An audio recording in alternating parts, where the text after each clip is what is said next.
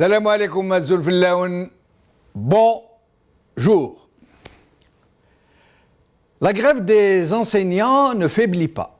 Bien au contraire, elle se durcit chaque jour davantage et devient de plus en plus déterminée face à un ministère de l'Éducation qui semble un peu patauger dans sa propre gadoue, qui tâtonne et vitupère, qui donne des coups dans le vide, en même temps qu'il fait des propositions complètement farfelues, comme celle, par exemple, de distribuer des CD des cours aux élèves de terminale pour leur permettre de pallier à l'absence d'enseignants et de pouvoir préparer leur examen du bac sans trop se ressentir de cette grève.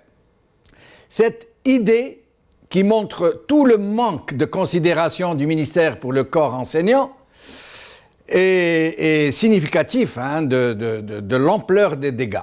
Comme si un simple CD pouvait remplacer plusieurs enseignants de plusieurs matières sur une durée aussi longue, plus de 7 semaines.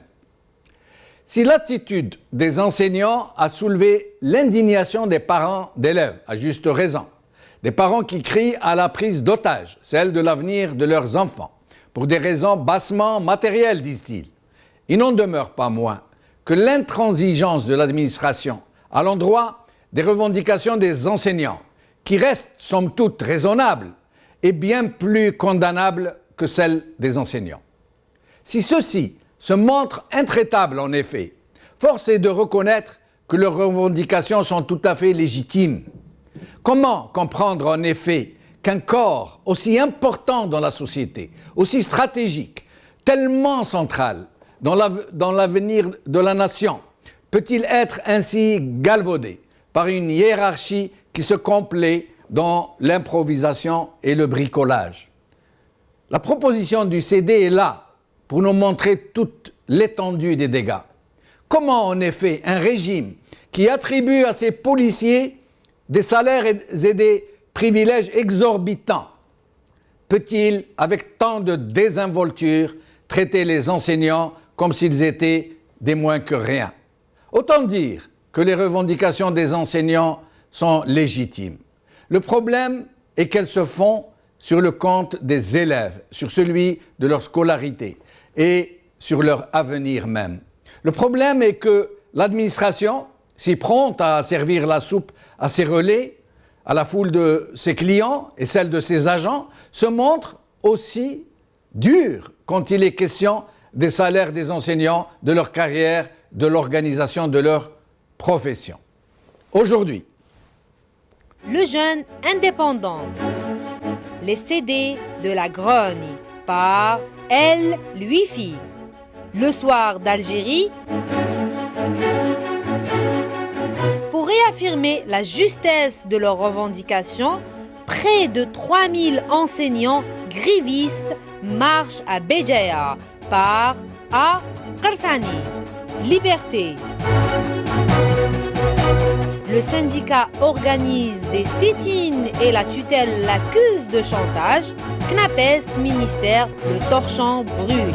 Par A.H.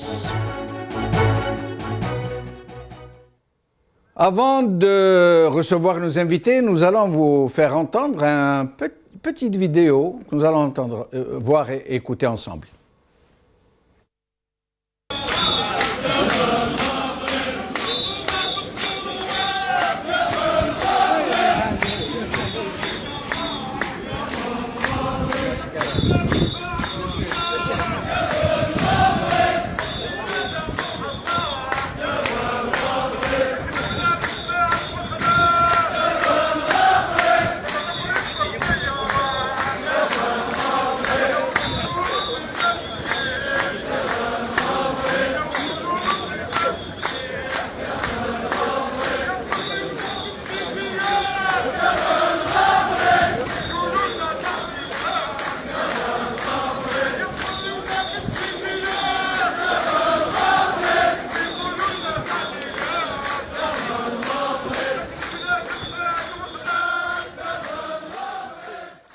Impressionnant. C'est la nouvelle chanson des enseignants grévistes.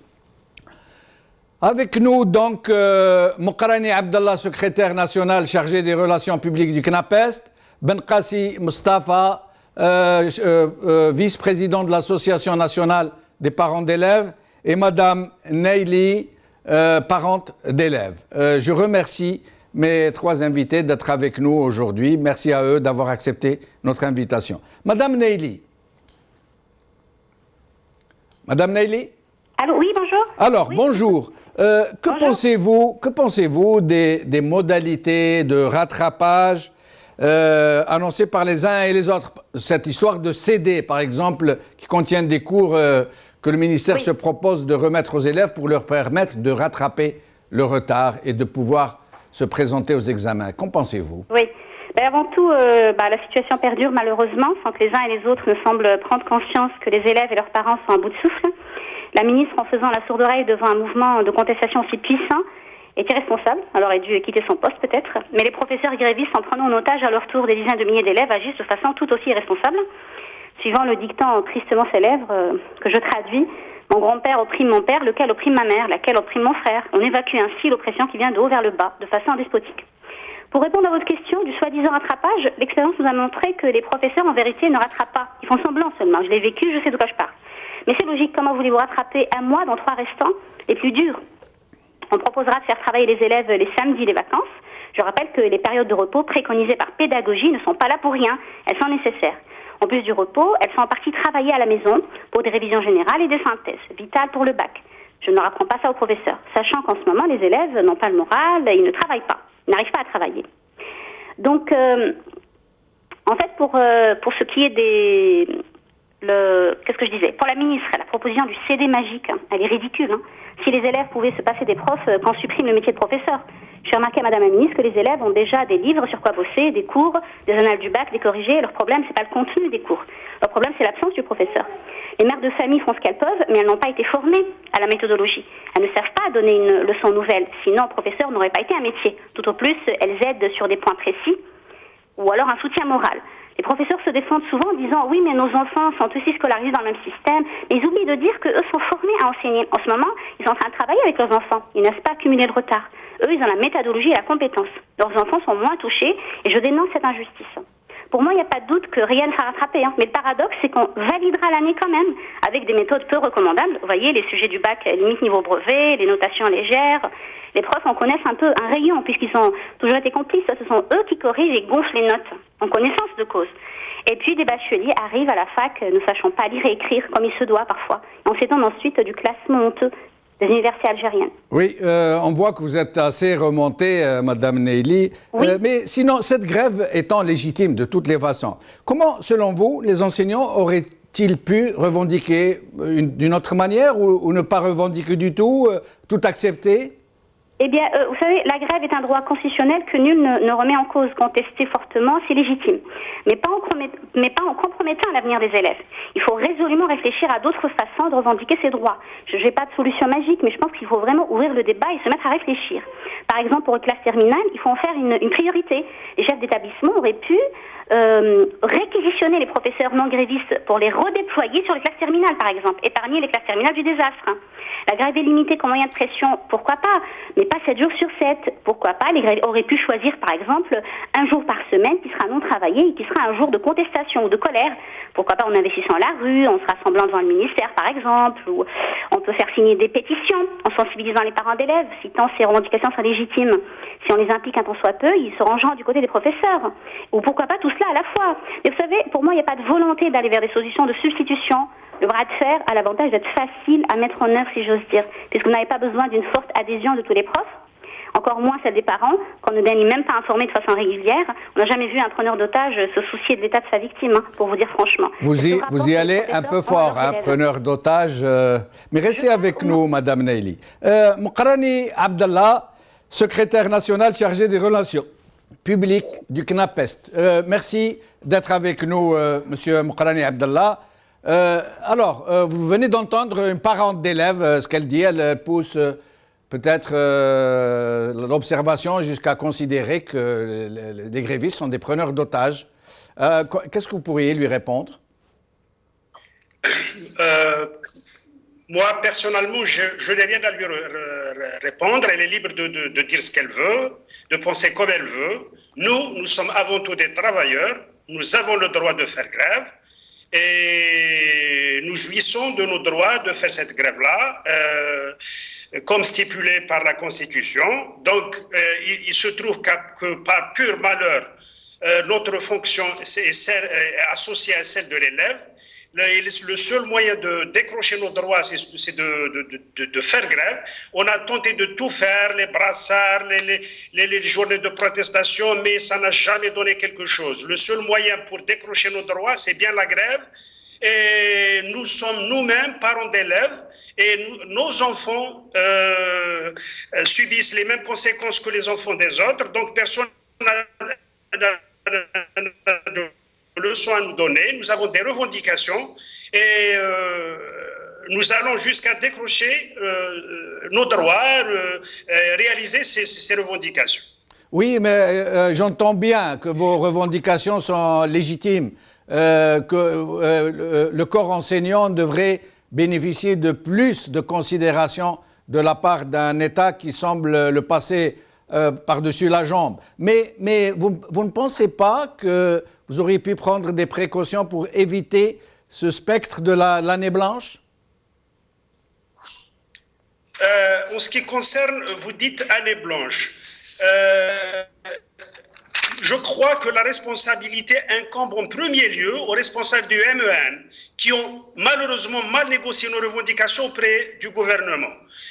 Ils n'ont absolument rien fait pour garder l'enseignant en classe. Au contraire, ils ont tout fait pour le faire taire et pour le faire sortir de la classe en le provoquant, en le touchant dans sa dignité, en lui imputant sur salaire les journées de grève qui, en réalité, sont soumises en vertu du texte de loi et notamment le 90-14 aux négociations entre les grévistes qui sommes nous et l'employeur qui est la tutelle.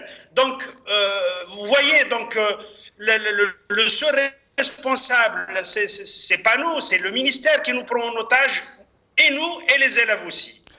Nous allons prendre l'avis de M. Benkassi Mustafa, vice-président de l'association des parents d'élèves. M. Benkassi Mustafa, qu'est-ce que vous pourriez répondre à M. Moukarani Abdallah? Bien. Voilà, avant de commencer, de parler de la grève, je dirais que l'Association nationale des parents d'élèves, elle est là pour défendre l'intérêt moral et matériel des élèves. Donc, logiquement, on est contre cette grève qui a perduré, qui est devenue une culture nationale. Depuis 2003, chaque année, il y a des grèves, soit au premier trimestre, soit au deuxième trimestre. Mais maintenant, on est arrivé à 4 semaines, plus de 120 heures de cours sont disparues dans le vent. Donc, on est contre cette grève. Puisqu'il y a l'ouverture de la porte de dialogue par le ministère de l'Éducation nationale, donc un acquis pour ces syndicalistes de revendiquer les droits, mais dans la loi et dans la sérénité et dans le calme, sans mettre en danger la vie scolaire de nos enfants. Donc, il y a une déstabilisation. Aujourd'hui, nous assistons malheureusement à cette déstabilisation psychologique de nos enfants et une déstabilisation de la vie scolaire en même temps. Donc, nous, en tant qu'Association nationale des parents d'élèves, on a fait une assemblée générale de toutes les associations wilayales qui sont venues à Alger le samedi passé. On a pris une décision d'écrire une lettre en première pour le président de la République, étant donné que c'est le premier magistrat de cette nation, de trouver en urgence une solution à cette grève qui perdure. Et puis, on va essayer de trouver une deuxième solution qui est de faire la médiation entre ce syndicat, le CNAPEST, et le ministère de l'Éducation nationale. Mais M. Benkassi Mustafa, vous parlez de médiation, mais très franchement, moi qui suis neutre, j'ai l'impression que vous basculez, que vous penchez plus du côté de l'administration que de celui des enseignants. Après tout, ces enseignants sont des travailleurs, comme vient de nous le dire M. Moukarani, qui sont en droit de revendiquer leurs droits, de revendiquer une considération pour leur emploi, pour leur corps. Pourquoi y a-t-il cette impression que vous penchez plus du côté de l'administration que de celui des enseignants, qui sont Non, pourtant monsieur, je les pense enseignants pas de que vos le côté enfants. administration, moi, en tant qu'Algérien démocrate, je suis pour le pluralisme syndical et autres. Mais aujourd'hui, on est dans une grève qui est différente d'autres secteurs, parce que il y a 4 parties dans l'éducation nationale. On a la tutelle, on a les syndicats, les élèves et les parents. Donc il y a une différence. Étant donné que l'élève aujourd'hui il est victime de cette grève, je ne dirais pas des professeurs, mais de l'entêtement des 2 parties qui influent sur la mauvaise démarche des cours au niveau scolaire. Donc je dirais que ces droits, on est pour ces droits, mais dans la loi et dans le calme. Puisque les négociations sont commencées, on ne va pas se retirer de la table de négociation. On va demander l'avis de M. Mqarani Abdallah. Monsieur Mqarani, qu'est-ce que vous pourriez répondre au vice-président de l'association des parents d'élèves, M. Benkassi? Ce que nous pouvons dire est que nous saluons toute action visant à faire de la médiation entre le ministère de l'Éducation nationale et le CNAPES, bien sûr, mais nous voulons que l'association des parents d'élèves soit à la même distance entre le ministère et les enseignants. Nous sommes des Algériens. Donc, pourquoi cet acharnement contre l'enseignant lorsqu'il veut revendiquer un droit? Savez-vous, messieurs, que en ce qui concerne, par exemple, de la médecine du travail, vous savez-vous que des centaines, si ce n'est pas des milliers d'enseignants dépressifs et qu'on oblige à aller en classe. Est-ce qu'un jour, l'association des parents d'élèves s'est intervenue pour mettre fin à ces pratiques, par exemple? Est-ce que quand est-ce qu'on a vu l'association des parents d'élèves, à l'exception des jours de grève des enseignants? Il y a des classes surchargées de plus de 50 par classe, mais on trouve que l'association des parents d'élèves est absente, est complètement absente. Savez-vous que jusqu'à présent, on est le mois de mars, moi je vous cite par exemple un lycée à El Mayen, aux environs de Bouch-Bouariri, là où les élèves sont restés sans professeur de français jusqu'à présent. Où sont les parents d'élèves? Donc nous voulons participer à la promotion de l'école algérienne, donc il faut se mettre la main dans la main et l'enseignant et le parent d'élève pour faire sortir l'école algérienne de ce marasme. Les revendications des enseignants sont légitimes, il faut nous aider. Au contraire, il faut pas prendre il faut prendre la défense de l'enseignant. Si vous voulez un élève fort, un bon élève, il faut avoir un bon professeur. Monsieur Mqarani Abdallah, une question pratique. En imaginant que vous puissiez dès demain vous mettre d'accord avec le ministère de l'Éducation et mettre fin au mouvement de grève, que vos revendications soient satisfaites. Comment, selon vous, rattraper le retard et éviter une année blanche? Vous savez, nous avons une relation indissociable avec l'élève. Il n'y a que nous, ni le CD, ni absolument rien qui peuvent pallier à ce travail qu'on est en train de faire. Donc on est les seuls capables à faire sortir l'élève de ce problème. On peut l'aider, il y a beaucoup de moyens pour l'aider à rattraper. Mais comment de manière pratique, Monsieur Mqarani, l'important. Comment rattraper un tel retard de façon pratique? Ça veut dire chaque jour a son importance. Quand il est question de 6 ou 7 semaines de retard, comment imaginez-vous pouvoir les combler? Vous dites 5 semaines. 5 semaines, mais en réalité, c'est une semaine de 5 jours. Si on multiplie 5 par 4, ça fait 20 jours. 20 jours, c'est rattrapable. L'année passée, on a fait une grève de 33 jours et on a pu rattraper. Comment cette année-là, avec 20 jours de grève, on ne peut pas rattraper? C'est pas possible, là. Donc, nous avons 2 mois et demi devant nous. On peut largement rattraper le retard qui a été enregistré. On va demander à M. Benkassi Mustafa, vous pensez, M. Benkassi, que si demain, toutes les parties se mettaient d'accord, le retard pourrait être rattrapé? Vous m'écoutez, monsieur? Oui, oui, on vous entend, oui. On a une expérience de l'année passée. Il n'y a aucun rattrapage qui se fait au niveau des lycées. C'était dans l'impossibilité de rattraper les cours perdus. C'est impossible. Je reviens au droit, il dit le droit des syndicats. Oui. Mais il oublie que le droit de l'enfant, elle passe avant dans la Constitution nationale, qui est le droit 53.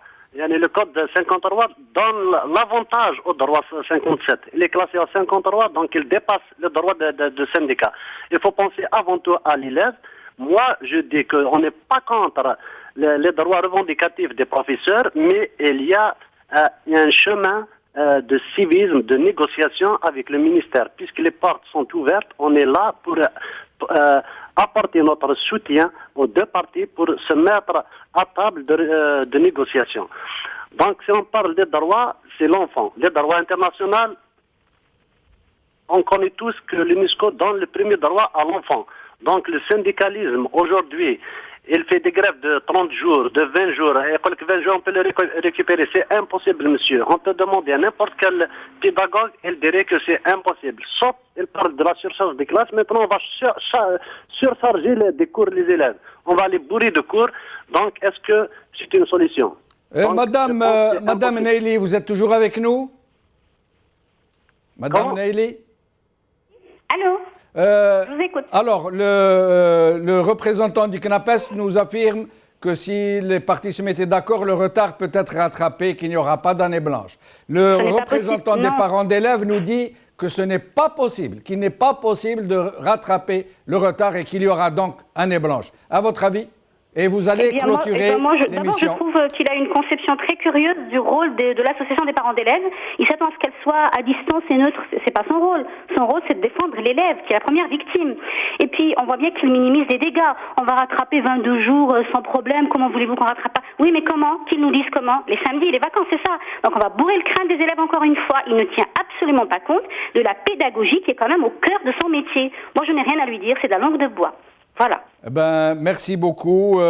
Monsieur Moukarani Abdallah, vous avez 30 secondes si vous voulez conclure. Nous n'avons plus. Monsieur Ben Qassim Mustafa, 30 secondes.